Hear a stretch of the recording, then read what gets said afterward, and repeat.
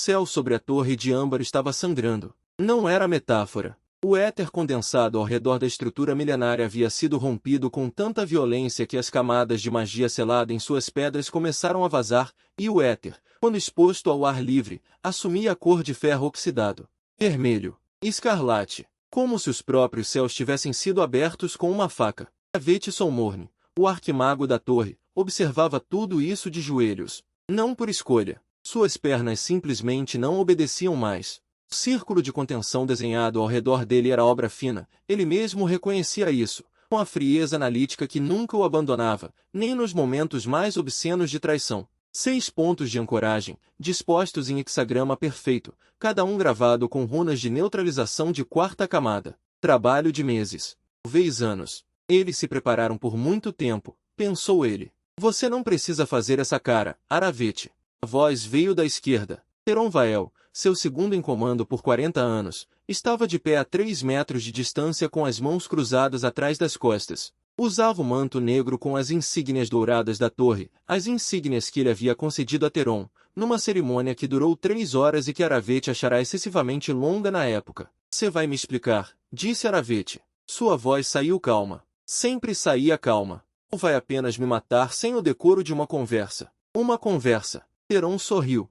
Um sorriso que Aravete havia visto centenas de vezes, nos corredores da biblioteca, nas reuniões do conselho, nas raras ocasiões em que comemoravam algo juntos. Agora esse sorriso tinha outro significado. Claro que podemos conversar. Temos tempo. Vocês têm tempo, corrigiu Aravete, olhando ao redor. Eram 11. Dos 16 membros do conselho interior da torre, 11 haviam comparecido. Ele reconhecia todos. Havia lutado ao lado de todos. Havia ensinado pelo menos 7 deles pessoalmente.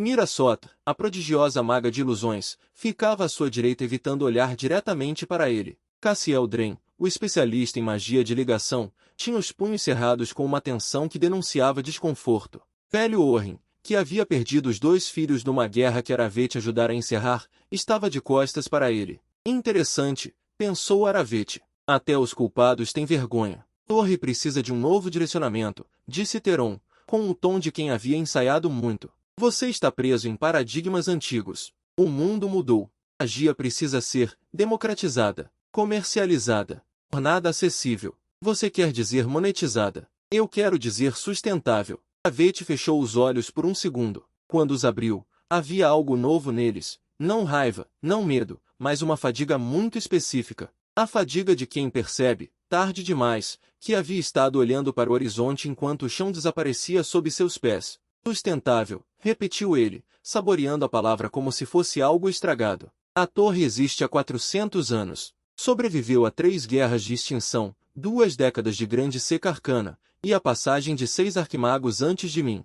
E agora vocês me dizem que ela precisa ser sustentável. Ela precisa ser lucrativa, disse Dren, finalmente, com uma brusquidão que parecia ser a única forma que ele conhecia de ser honesto. O mundo lá fora não usa mais velas de mana para iluminação, Aravete. Eles têm energia elétrica. Não usam bestas de carga encantadas. Têm veículos a combustão. A magia está se tornando irrelevante. Nós precisamos nos adaptar ou o quê? A voz de Aravete cortou o ar como um bisturi. Ou vocês me matam e pegam minha torre. É isso? Silêncio. Teron suspirou. Você vai ser transferido, Aravete. Não morto. Contenção vai me separar do meu núcleo arcano. Aravete olhou para o círculo ao seu redor com algo que, em outra vida, poderia ter sido admiração. Eu sei o que ela faz. Eu quem catalogou esse tipo de runa, há 70 anos. Você usou minhas próprias pesquisas contra mim. É quase elegante.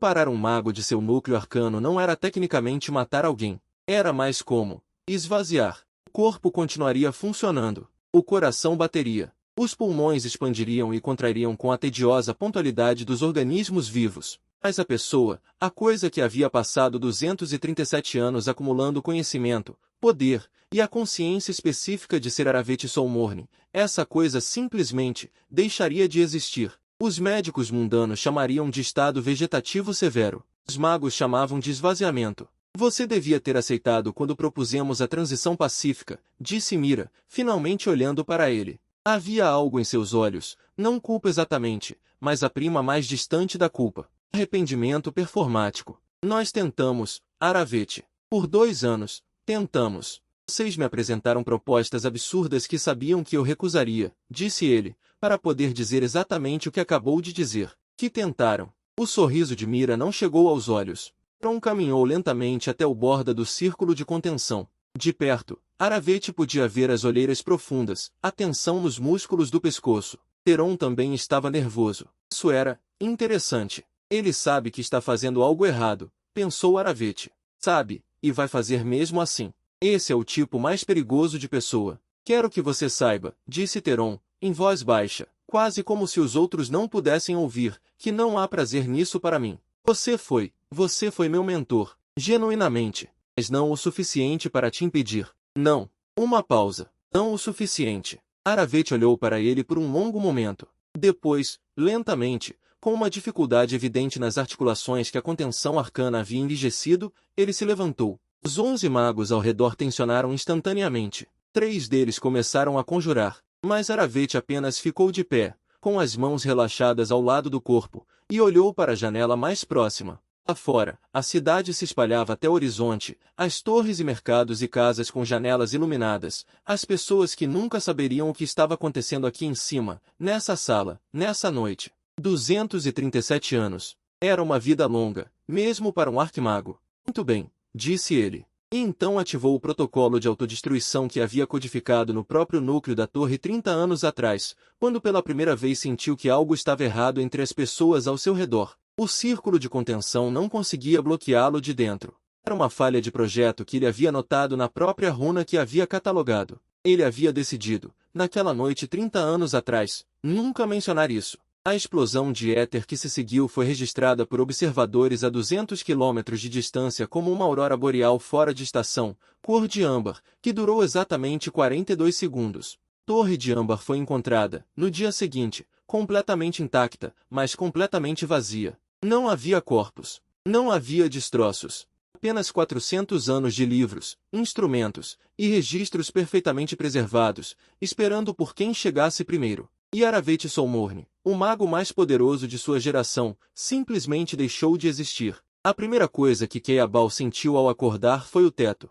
Não o teto em si, é claro, ele não havia sentido um teto de nenhuma forma tangível. Era mais que o teto estava lá, branco e liso e absolutamente sem nenhuma runa de proteção, sem camadas de magia selada, sem a textura fria de pedra antiga que ele havia acordado vendo por mais de 2 séculos. Era só um teto de apartamento pequeno com uma rachadura no canto que desenhava algo vagamente parecido com um pato. Ficou olhando para o pato por aproximadamente 4 minutos. Eu morri, ele pensou, com a calma metódica de quem está catalogando um fato novo. E acordei em outro lugar. Interessante. Ele fez um inventário cuidadoso. O corpo era diferente, mais jovem, muito mais jovem, com a leveza irritante de quem não havia acumulado 200 anos de lesões menores nos joelhos. As mãos que segurou diante do rosto eram mãos de 20 e poucos anos, sem as cicatrizes específicas que vinham de décadas de manejo de instrumentos arcanos. Tentou acessar o núcleo arcano. Nada.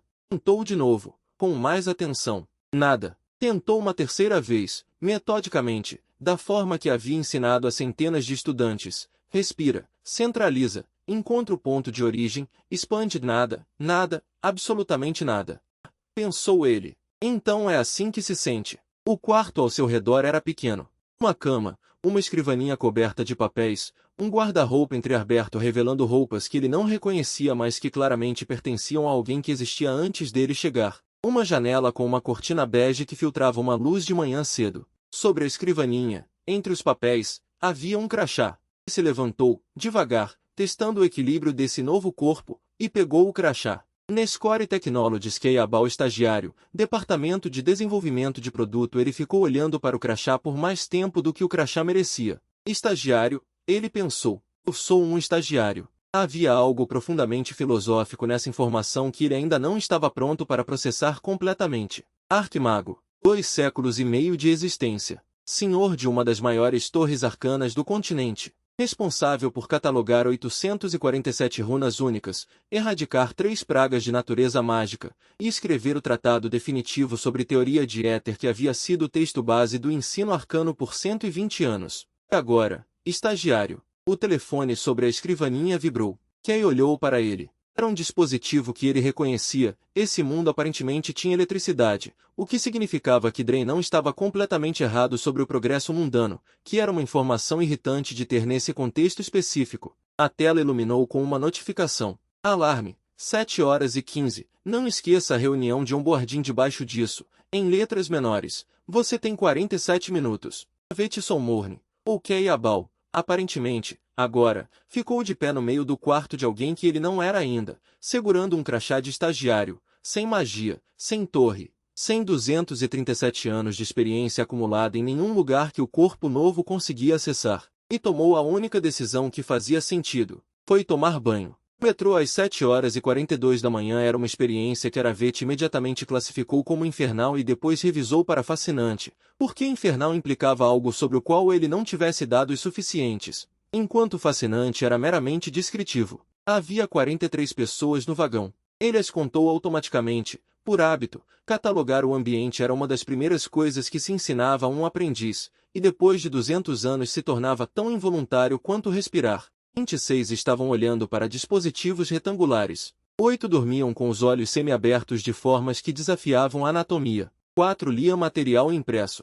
Os outros 5 simplesmente existiam, olhando para o nada com a expressão de quem está calculando o custo médio de cada escolha que os trouxe até aqui. Kay segurava a barra de metal no teto do vagão e tentava não pensar no fato de que a memória que havia herdado sabia exatamente qual linha de metrô pegar, qual estação descer, qual saída usar, mas a sua consciência, a que havia acordado essa manhã, não tinha nenhuma lembrança de ter feito esse trajeto antes. Era como ler a memória de outra pessoa. Informação sem experiência. Como um livro, ele pensou. É como ter lido o livro mas não ter vivido a história. O metrô parou. A maioria das pessoas se levantou com a automação de quem havia feito isso centenas de vezes. Kay se levantou junto delas porque a memória herdada sabia que essa era a estação certa. Do lado de fora, a cidade se abria. Era diferente. Obviamente diferente, sem torres arcanas no horizonte, sem as grandes estruturas de canalização de éter que pontuavam qualquer cidade de porte no mundo que ele havia conhecido.